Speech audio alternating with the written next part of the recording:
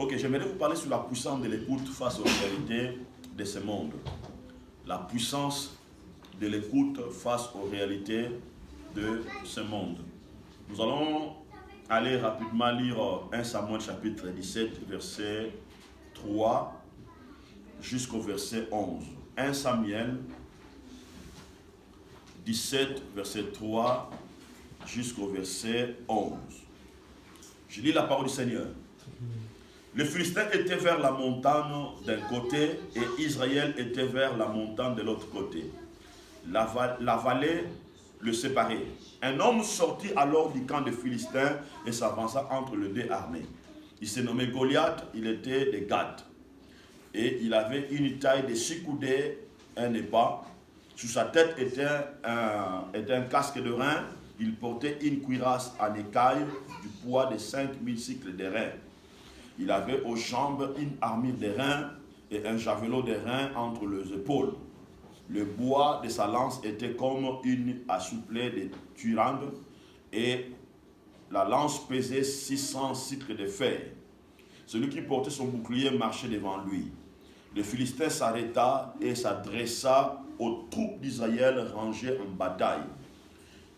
Il leur cria, pourquoi sautez-vous pour vous ranger en bataille? Ne suis-je pas le Philistin et n'êtes-vous pas les esclaves de Saoul? Choisissez un homme qui descend contre moi, s'il peut me battre et qu'il me tue, nous vous serons assujettis. Mais si je le remporte sur lui et que je le tue, vous serez assujettis et vous nous servirez. Le Philistin dit encore, je jette encore un défi à l'armée d'Israël. Donnez-moi un homme et nous nous battrons ensemble. Verset 11, c'est là où est fondé notre message. Écoutez bien. Saoul et tout Israël entendirent ces paroles du Philistin. Ils furent effrayés et saisis d'une grande crainte. Je vais répéter cette parole. Saoul et tout Israël entendirent cette parole du Philistin. Ils furent effrayés et saisis d'une grande crainte. Vous savez, cette semaine, je oublie si c'était quel jour, je pense que c'était le jeudi, c'était pendant la nuit, je voulais monter dans le lit pour dormir, et je sens le Saint-Esprit me toucher mon cœur de prendre la Bible pour lire la parole du Seigneur avant de m'endormir. Et directement, le Seigneur m'a conduit dans ce verset de 1 Samuel 17. Je crois que ce verset, je l'ai lu plusieurs fois. Mais pendant que je lisais, j'ai reçu une autre compréhension de Dieu par rapport à cette parole. Alléluia. Et Dieu m'a donné certaines paroles qui m'avaient complètement touché. Et le Saint-Esprit m'avait convaincu de partager cela avec vous. Alléluia. Et je veux placer ce message par rapport au contexte que nous sommes en train de vivre actuellement. Amen. Et moi je crois et je pense cette parole a une raison pour le temps dont nous sommes en train de vivre. Amen.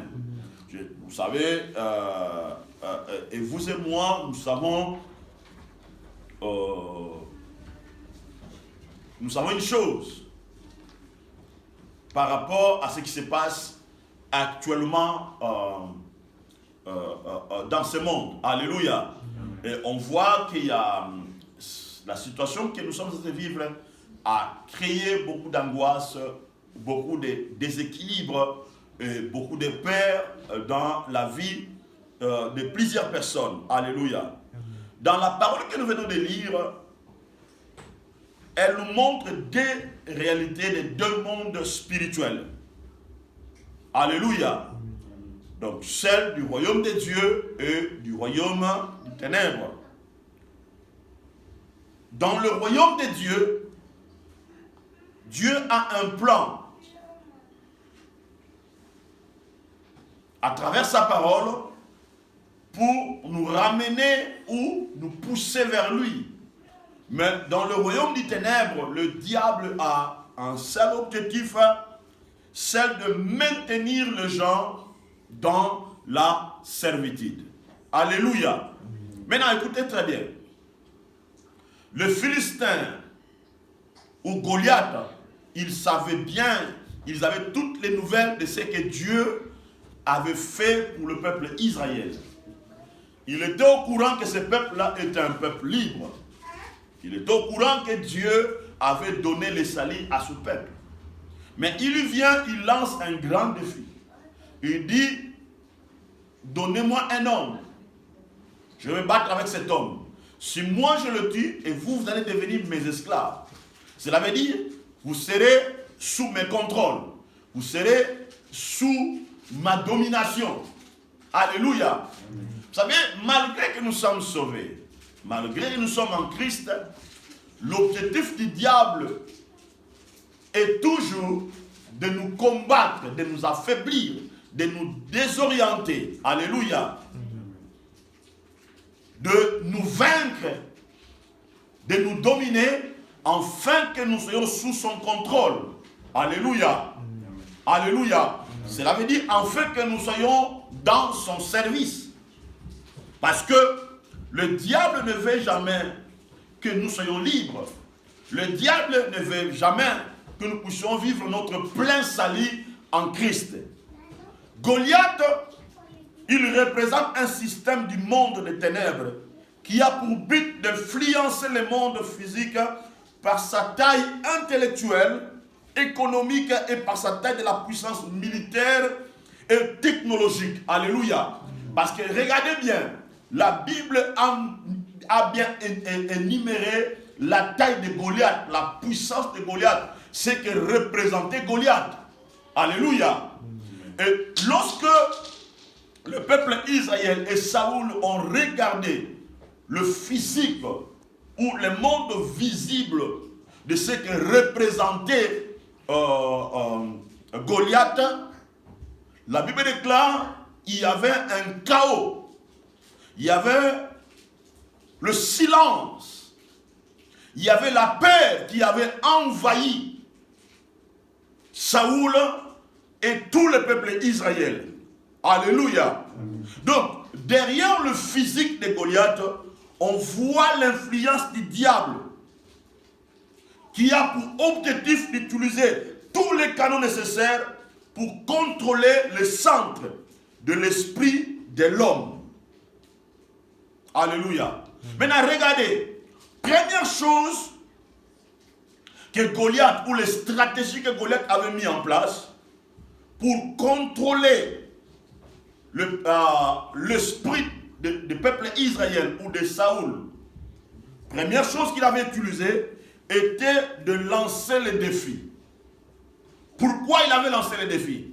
C'était pour détourner la foi du peuple Israël, ou la foi qu'ils avaient en Dieu, c'était pour les désorienter. Alléluia.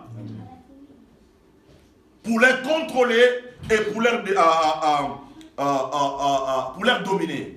Deuxième chose était pour attirer leur attention de ce que lui il était. Alléluia. Amen. Son troisième stratégie était de conditionner la vie des gens par des problèmes qui suscitent la peur et les inquiétudes. Alléluia. Donc, il lance un défi. Il suscite un problème. Il suscite une situation.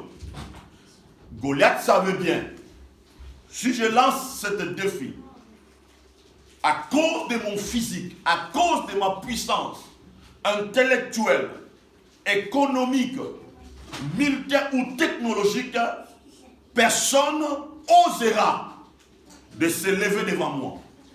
Alléluia. Amen. Personne osera de se lever devant moi. Maintenant, lorsqu'il a commencé à parler, lorsqu'il a commencé à dire, la Bible déclare, Saoul et tout Israël entendirent les paroles de Philistins. Ils ont écouté la parole de Philistins. La Bible déclare, ils furent effrayés et saisis d'une grande crainte. Ils furent effrayés et saisis d'une grande crainte.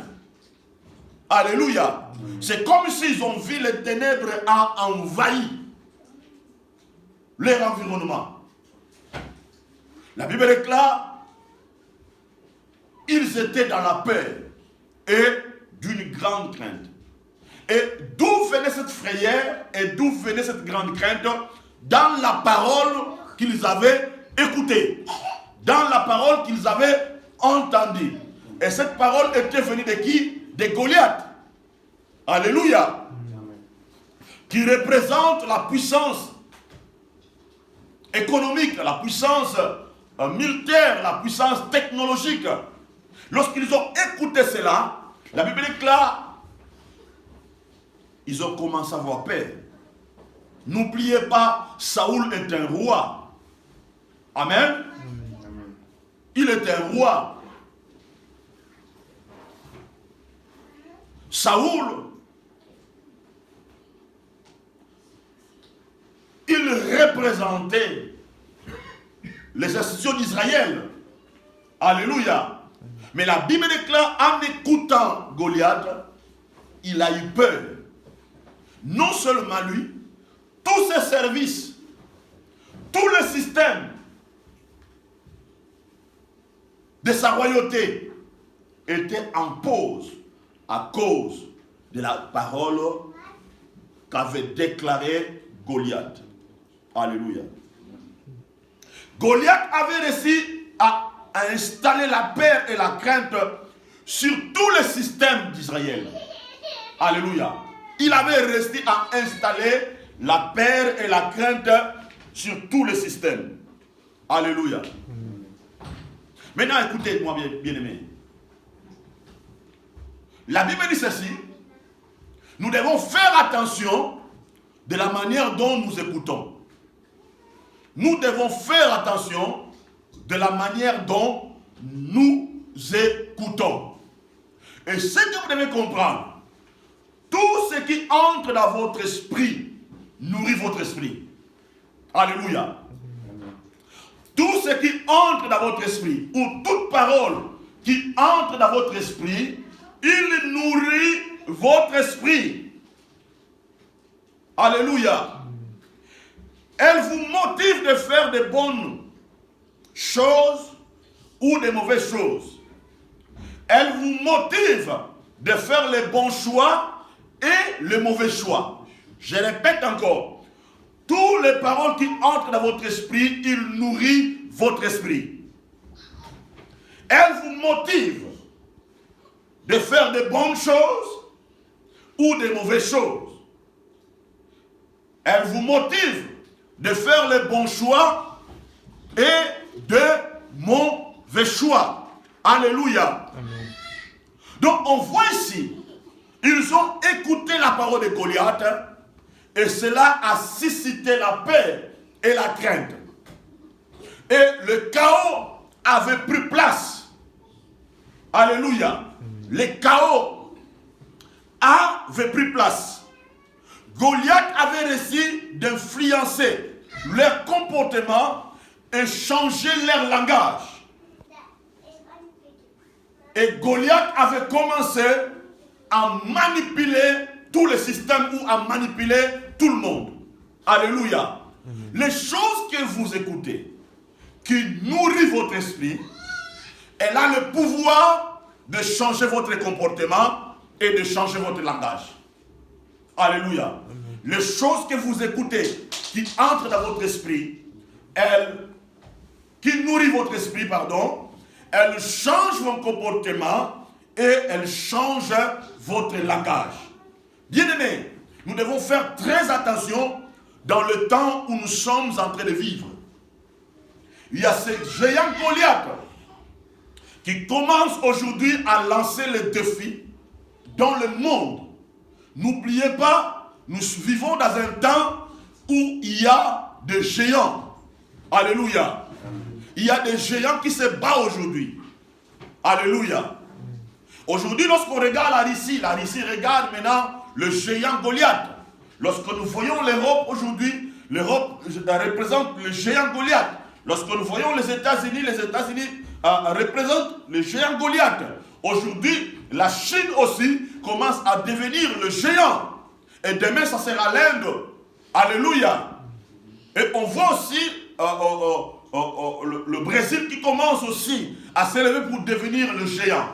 Alléluia. Je vais vous donner peut-être quelque chose que vous devez comprendre. Comment la France a réussi à devenir le géant Goliath? Lorsque la France a fait les armes nucléaires, il a utilisé ces armes-là comme un moyen pour propulser, pour créer une économie puissante en France. Alléluia. Cela veut dire, à travers cela, la France avait commencé à dominer sur tous les pays africains. Il commence à contrôler. Cela veut dire, vous n'avez pas un mot à dire. Alléluia. Parce que nous avons la puissance militaire. Nous pouvons vous contrôler. Si vous osez, on peut vous détruire.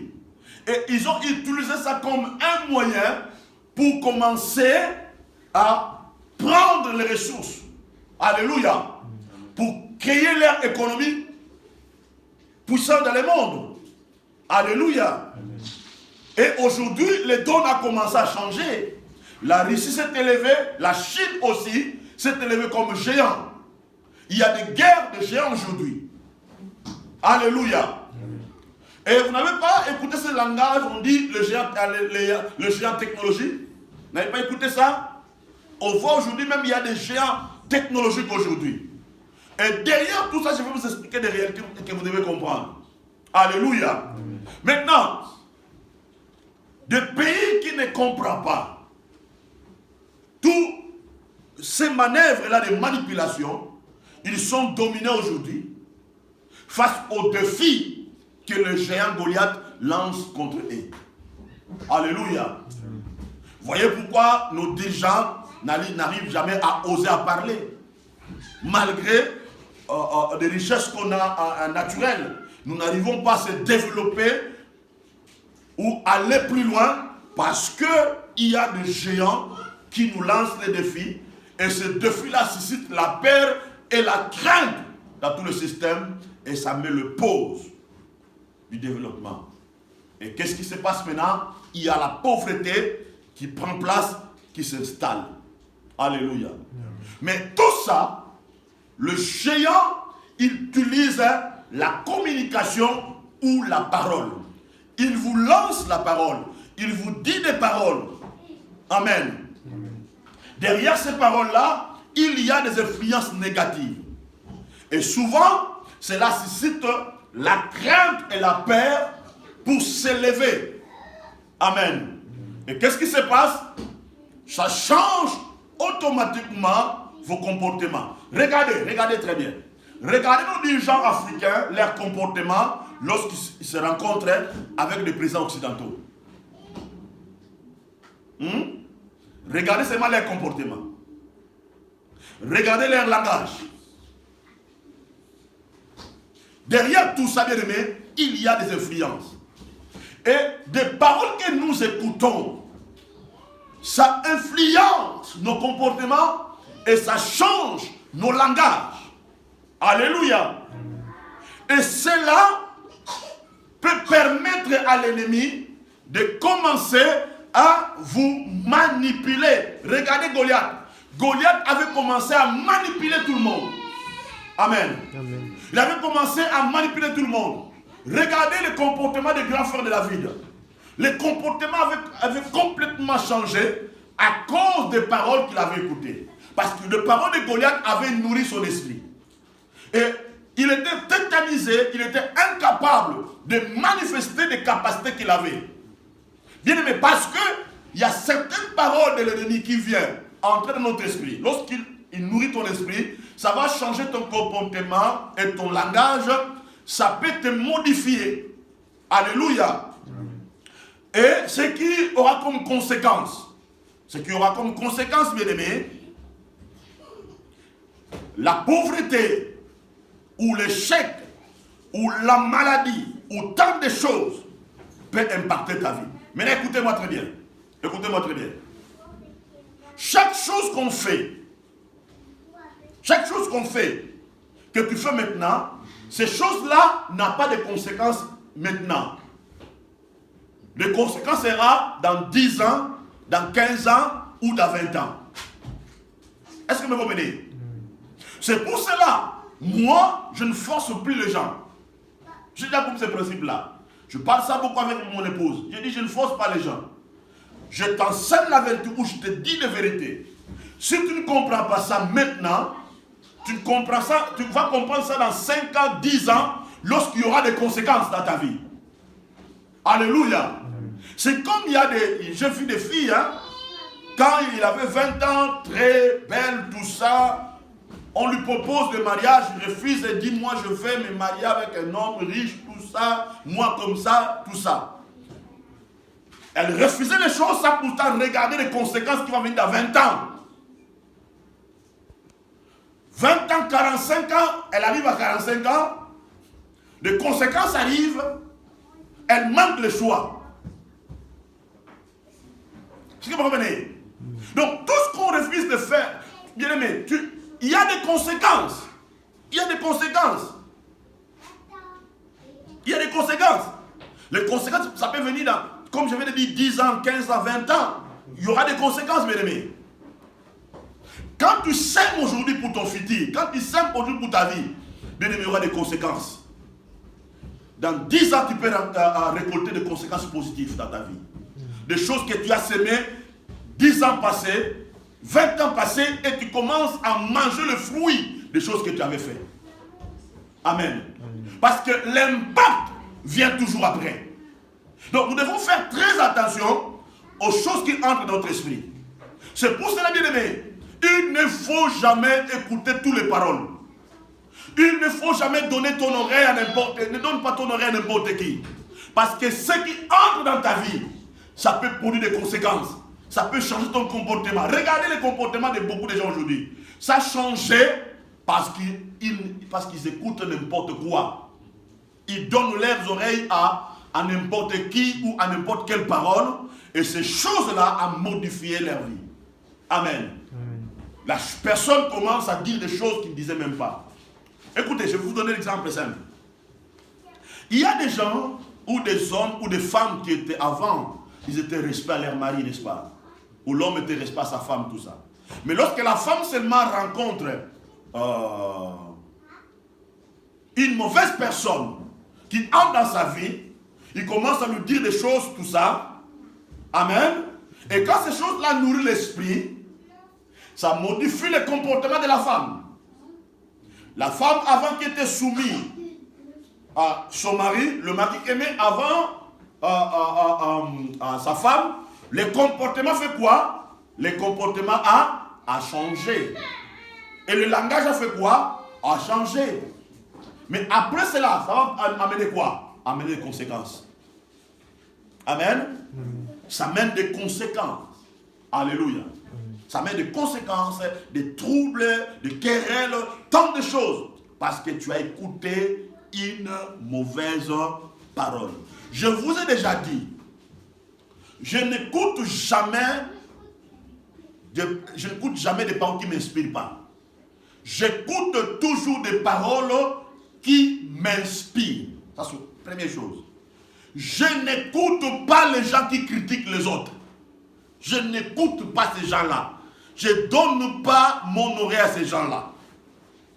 Je n'écoute pas les gens qui font des analyses négatives. Je n'écoute pas ces gens-là. Parce que quand je donne mon oreille, bien-aimé, ces paroles-là, ça peut influencer ma vie, ça peut changer mon comportement et changer mon langage. Est-ce que vous me comprenez? Ça peut diminuer mon amour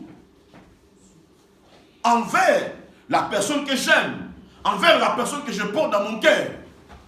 Alléluia. Parce que chaque parole que tu écoutes, bien-aimé, ça mène la frustration. Vous comprenez? Chaque parole que tu écoutes, ça mène quoi? La frustration, bien-aimé. Ça mène la frustration. Donc nous devons faire très attention. Maintenant écoutez-moi, écoutez-moi très bien. Écoutez, lorsque Goliath a parlé, les jugements négatifs avaient pris place.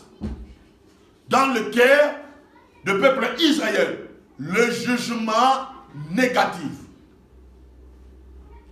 Souvent, quand il y a des paroles mauvaises qui entrent dans notre esprit, ou il y a des paroles qui nourrissent notre esprit, dans le sens négatif, souvent les gens ont des jugements négatifs. Amen. Ont des jugements négatifs. Bien aimé, tu peux te dire que tu es enfant de Dieu, mais tu peux avoir des jugements négatifs envers la parole de Dieu. Tu peux avoir des jugements négatifs avec ta soeur, avec ton frère ou avec ton pasteur. Tu peux avoir des jugements négatifs. Pourquoi? Parce qu'il y a des paroles de l'ennemi qui introduisent dans ton cœur à changer ton comportement et à changer ton langage, et tu commences à avoir des jugements négatifs. Je vous donne l'exemple simple. Toujours Eliab, le frère de David. Il avait des jugements positifs? Hein? Non. Il avait des jugements négatifs. D'où étaient venus ces jugements-là? Parce que il avait écouté la parole de Goliath. Vous comprenez? La crainte et la peur avaient pris place dans son cœur. Et il a commencé maintenant à dire des paroles, à faire des jugements négatifs. Aujourd'hui, combien de gens commencent à dire: ah, moi, vos églises là, ah, moi comme ça, ah, moi comme ça, ah, moi comme ça. Vous savez, le diable, pourquoi il a fait ça? Pourquoi il avait amené à ce niveau-là? C'est pour te rendre pauvre. Afin que tu ne manifestes pas des choses, des richesses que Dieu a mis à l'intérieur de toi. Afin de t'amener dans l'esclavagisme. Alléluia. Parce que le diable ne veut jamais que tu puisses prospérer. Et il va t'amener à ce niveau-là. Et quand tu arrives à penser comme ça, ou à dire comme ça, ou à se comporter comme ça, sache-le bien, tu es sous la domination du diable. Amen. Tu es sous la domination du diable. Deuxième chose, les doutes vont s'installer. Tu vas commencer à douter de toi-même. Deuxième chose, à douter de Dieu.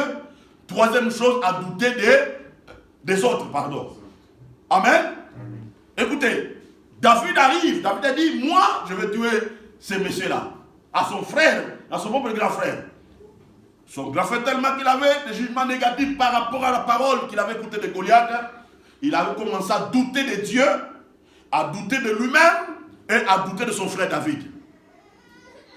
Vous comprenez? Il a commencé à douter des autres. Mais quand les gens arrivent à ce niveau-là, il a commencé à douter des capacités des autres. Est-ce que lui m'a pu arriver à faire ça? Est-ce que lui m'a pu arriver à ce niveau-là? Est-ce que tu commences à douter des autres parce qu'il y a déjà des paroles qui ont contrôlé ton cœur? Les paroles qui te disent que tu n'arriveras pas, tu ne peux pas, tu ne peux pas, tu ne peux pas, tu ne peux pas, tu ne peux pas. Ah, notre pays ne peut pas se relever. Amen. On commence à dire ça et tu commences même à douter. Amen. Tu oublies qu'autour de toi, il y a des gens capables qui peuvent faire les choses. Troisième chose, la colère. Eliab, il a manifesté la colère. Il a dit à David, tu es orgueilleux, je connais ta malice, je connais tout. Voyez, la colère a pris place. Quelle était la source de cette colère? C'est à cause de la peur et de la crainte venant de la parole de Goliath qui avait pris place dans les cœurs. La colère. Alléluia. Maintenant, lisons un peu Proverbes chapitre 2, verset 2 jusqu'à 5. Vous allez continuer à lire jusqu'au verset 5 à la maison. Proverbes chapitre 2, verset 2 à 5. Écoutez très bien la parole de Dieu. La Bible dit ceci. Si tu rends ton cœur attentif à la sagesse, si tu inclines ton cœur à l'intelligence, vous devez continuer ça à la maison. Maintenant, écoutez ce que la Bible déclare. Si tu rends ton oreille attentif, si tu rends ton oreille à... Cela veut dire, on peut te parler, mais tu n'es pas attentif à ce que tu écoutes. Vous comprenez? Donc on doit être, quand Dieu parle, tu dois être attentif. Amen. Amen. Si tu rends ton oreille attentive à la sagesse. Amen. Si tu rends ton oreille attentive à la sagesse. La sagesse c'est quoi? C'est la source de toute parole qui sort de la bouche de Dieu. Amen. Vous savez, toujours ici, la sagesse c'est quoi? C'est la capacité de faire le bon jugement. Alléluia. Maintenant, ce qui est très important dans le temps où nous sommes arrivés, c'est de rendre nos oreilles attentives à la sagesse de Dieu. Cela veut dire à la parole de Dieu, parce que la sagesse de Dieu peut t'enseigner les choses à faire. La sagesse de Dieu peut te donner la capacité de faire le bon jugement, le discernement, d'analyser les choses ou d'analyser les situations. C'est très important. Donc nous sommes arrivés dans un temps où la sagesse doit être en premier lieu ou en première place dans notre vie. Amen. Amen. La sagesse, bien aimé, ça c'est le temps de la sagesse, le temps d'analyser les choses. N'analysez pas les choses comme tout le monde. Amen. N'analysez pas les choses comme tout le monde. Amen. Tu dois prêter attention à Dieu et à sa puissance. Tu dois ouvrir ton cœur à la parole de Dieu, afin que cette parole puisse éclairer ton cœur. Ça c'est très important. Alléluia. Maintenant, vous savez, il y a quelque chose de très important de comprendre. Le diable aujourd'hui, le géant Goliath, le géant technologie aujourd'hui, a reçu aujourd'hui de rendre les gens pauvres à travers les communautés. Aujourd'hui seulement, tu peux être dans ta maison, mais il y a ta communauté camerounaise, congolaise, angolais, bénin, tout ça installé dans ta maison. 80% aujourd'hui des choses qui sortent dans nos communautés à travers la technologie aujourd'hui ou à travers les réseaux sociaux aujourd'hui sont négatives. 80%. 80% aujourd'hui. Combien de gens aujourd'hui sont dans leur maison, ils sont là, ils écoutent que les choses de leur communauté, les choses négatives de leur communauté. Amen. Il y a des choses là, ça t'est installé dans ta vie, aimée. Et ça influence ta vie négativement. Ça change ton comportement. Le diable a réussi aujourd'hui de manipuler les gens par des polémiques inutiles. Et tout ça, ça bouffe ton énergie, ça te détruit, ça te désoriente aujourd'hui. Tu manques la vision claire des choses. Amen. Amen. Tu penses plus congolais, tu penses plus ivoirien, au lieu de penser plus royaume. Parce que le diable a réussi d'installer des paroles négatives, des paroles qui amènent la peur et la crainte. Alléluia. Et ces choses-là commencent à nourrir. Mais la Bible déclare, tu rends ton cœur attentif à la sagesse. Pendant que tu vois toutes ces choses-là, tu dois rendre ton oreille attentif à la. Cela veut dire, il y a des choses à écouter, il y a des choses à ne pas écouter. Il y a des choses à considérer, il y a des choses à ne pas considérer. Amen. Il y a des choses à écouter, il y a des choses à ne pas écouter. Si tu inclines ton cœur à l'intelligence, ça c'est le temps d'incliner ton cœur à l'intelligence. Incliner ton cœur à l'intelligence veut dire quoi? Parce que tu peux être intellectuel. Amen. Amen. Tu peux avoir de l'intelligence. Mais si ton intelligence manque la réflexion, tu n'es pas intelligent. Parce qu'un homme intelligent doit avoir de la réflexion. Parce que c'est la réflexion qui pousse l'inspiration. Et l'inspiration, ça mène à la créativité.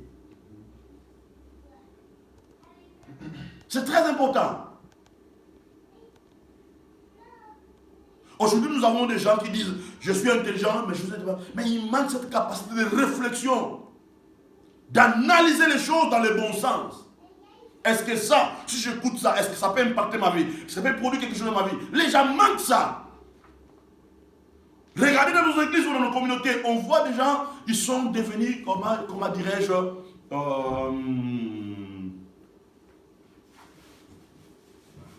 ils sont devenus des gens stupides. Amen. Parce que les gens ont perdu cette capacité. Et Dieu pousse l'église à comprendre ça. Mais quand tu arrives à avoir cette dimension, tu vaincras Goliath. Tu ne seras pas manipulé par Goliath. Amen. Tu vaincras Goliath. Tu feras face à Goliath. Marc chapitre 4, verset 23-24. La Bible déclare, si quelqu'un a des oreilles pour entendre, qu'il entend.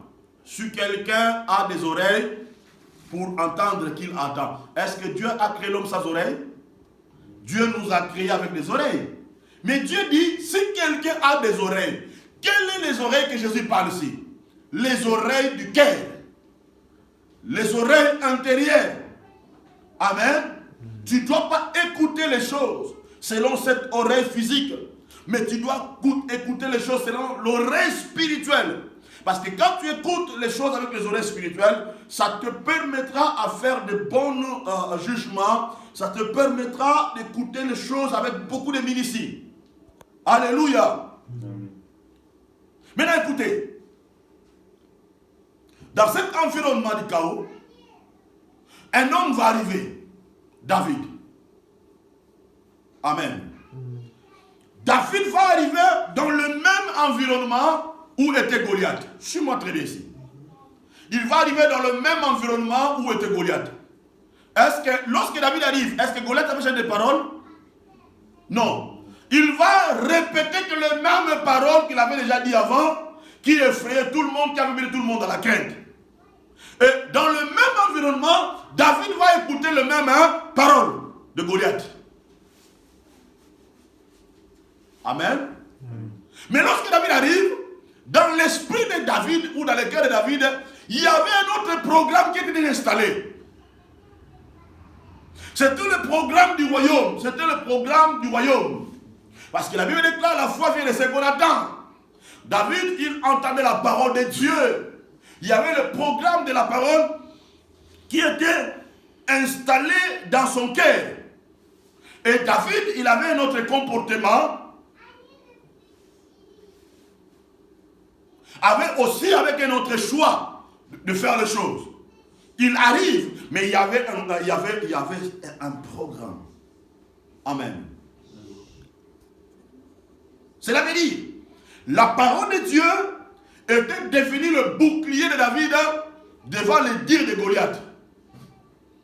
David arrive avec assurance, sans peur, sans crainte. Parce que la parole de Dieu était devenue son bouclier. Dans les temps où nous sommes en train de vivre, bien aimés, on attend des vaccins, on attend les situations économiques, on attend beaucoup de choses, bien aimés. Tu dois créer la parole de Dieu comme ton bouclier. Tu dois créer la parole de Dieu comme un programme qui te donne l'assurance, la foi, la confiance, la fidélité à Dieu. Alléluia.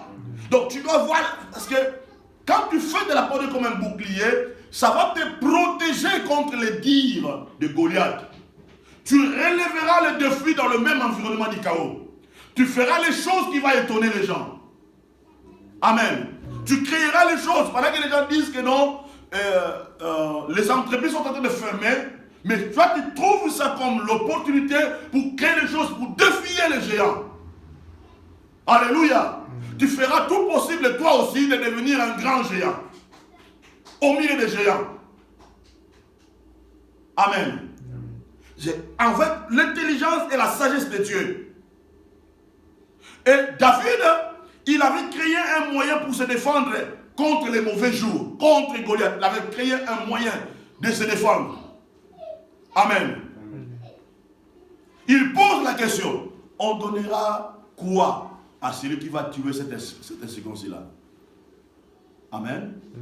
Il a créé un moyen pour se défendre. Bien aimé, nous sommes arrivés dans un moyen où nous pouvons créer des moyens pour se défendre.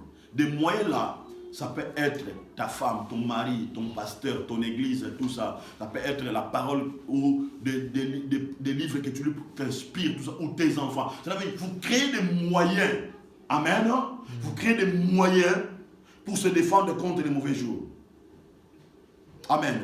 Et lorsque vous arrivez dans cette dimension, vous allez engager le combat contre les obstacles. Vous allez engager le combat contre les obstacles. David arrive avec une autre parole de Dieu. Il engage le combat. Vous comprenez? Il engage le combat. Nous sommes arrivés dans un temps, tu dois engager le combat. Parce que si tu n'engages pas le combat, l'objectif de Goliath c'est quoi? C'est de te tuer et de te rendre esclave. Vous comprenez? C'est à toi maintenant d'engager le combat. Le combat spirituel, le combat de la foi, le combat des idées, le combat de l'inspiration, le combat de créer ton entreprise, le combat de voir plus loin, le combat de faire des prières, le combat de faire des choses, d'avancer dans la vie. Ce combat-là, David, il engagea le combat. Amen. Donc nous sommes bien-aimés dans un moment, tu dois engager le combat. Amen. Alléluia. Quand tu engages le combat, sache-le bien, Dieu va te soutenir. Amen. Dieu va te soutenir. Parce que Dieu a besoin de gens qui relèvent le défi avec la parole qui est sémée dans leur esprit. Il va te soutenir et Dieu va t'aider. Et Dieu va te défendre. Amen. Pourquoi? Parce que tu t'engages à défendre la vérité de sa parole et la vérité de son nom. Amen. Alléluia. Lisons un peu Hébreux chapitre 2 verset 1. Hébreux chapitre 2 verset 1. Écoutez bien la parole de Dieu. La parole de Dieu dit ceci. C'est pourquoi nous devons d'autant plus nous attacher aux choses que nous avons entendues. Hein? C'est pourquoi nous devons d'autant plus nous attacher aux choses que nous avons entendues. Tu dois s'attacher aux choses que tu avais écoutées, aux choses qui ont changé ta vie, qui t'a donné des directions, aux choses qui t'ont donné la vie éternelle, aux choses qui t'ont éclairé. Tu dois t'attacher aux choses que tu avais entendues, de peur que nous ne soyons emportés loin d'elles, de peur que nous soyons emportés loin d'elles, de peur que nous soyons déconnectés ou d'être injectés loin de cette vérité. Et pour ne pas être loin de cela, tu dois t'attacher aux choses que tu avais entendues. Cela veut dire, jour et nuit, tu te bats, tu fais l'effort de t'attacher aux choses que tu avais écoutées. Attaché à ça, attaché à ça, attaché à ça, attaché à ça, et cela te donnera de l'assurance. Amen. Amen. Tu seras sans crainte et sans peur, malgré la peur naturelle. Amen. Mais tu auras de l'assurance, tu croiras que Dieu est avec toi et que sa parole est dans ton cœur. Amen. Amen. Tu ne seras pas désorienté. Dernier verset. Jacques chapitre 1, vous allez lire 19 jusqu'à 25 à la maison. Je vais lire seulement le verset 19. Jacques chapitre 1, 19 à 25. Écoutez ce que la parole de Dieu dit. Il dit, sache-le mes frères bien-aimés, ainsi, tout homme soit prompt à écouter, lent à parler et lent à se mettre en colère. Amen. Amen. Sache-le mes frères bien-aimés, ainsi. Celui qui parle ici, c'est un pasteur. Amen. Amen. Jacques était un pasteur. Il n'était pas seulement un apôtre, mais il était aussi un pasteur. Il dit ici, sache-le mes frères bien-aimés, ainsi, que tout homme soit prompt à écouter. Amen. Et lent à parler. Et lent à se mettre en colère. J'avais écouté un témoignage, ce qui a rendu Nelson Mandela le plus grand leader. Quand Nelson Mandela était petit, dans leur famille, il y avait des tribus qui se réunissaient. Maintenant, le papa de Nelson Mandela, il a mené Nelson Mandela dans des tribus là quand ils se réunissaient pour des réunions ou pour parler. Pendant que les gens parlaient, le papa de Nelson Mandela, il parlait qu'à la fin. Il écoutait tout le monde parler. Tout le monde. C'est à la fin, lui, il prenait la parole. Cela veut dire, après avoir écouté les gens, il a fait les analyses de tout ça. Et il amène une parole qui va amener la solution ou la transformation ou la direction. Et cela avait impacté la vie de Nelson Mandela. Et cela a créé à Nelson Mandela le caractère d'un grand leader. Amen. Amen. Alléluia. Bien aimé, nous devons être prêts à écouter et lents à parler. Ne sois pas seulement là pour parler. Donc, tu n'as pas pour écouter quelqu'un finir des phrases, parler tout ça. Toi, tu voulais parler. Toi, tu voulais te défendre. Amen. Parfois, devant des grands leaders, les gens qui ont un niveau supérieur d'ennemis, tu peux l'écouter, tu écoutes seulement, tu dis seulement, ok, j'ai pris bonne note, j'ai écouté. Amen. Une fois, quelqu'un a voulu me déséquilibrer et tout ça, il a voulu me faire vraiment faire quelque chose pour me faire du mal. Amen. Mais écoutez, j'ai seulement écouté cette personne-là. Je savais ce qui lui animait. J'ai écouté. À la fin, je lui ai dit seulement, ok, j'ai pris bonne note. C'est ça que je lui ai dit. J'ai pris bonne note. Hein? On se rencontre 3 jours après, 4 jours après, dans le même scène. Bien aimé, ce que Dieu avait fait à travers moi, c'était extraordinaire. C'était extraordinaire. Je dis bien, c'était extraordinaire. Jusqu'à ce que j'ai même coupé la prédication. J'ai même coupé la prédication. Ce que j'avais compris, je dois être attentif à la sagesse dans ma manière d'écouter. Amen. Et je ne dois pas être trop pressé à parler, ni me mettre en colère.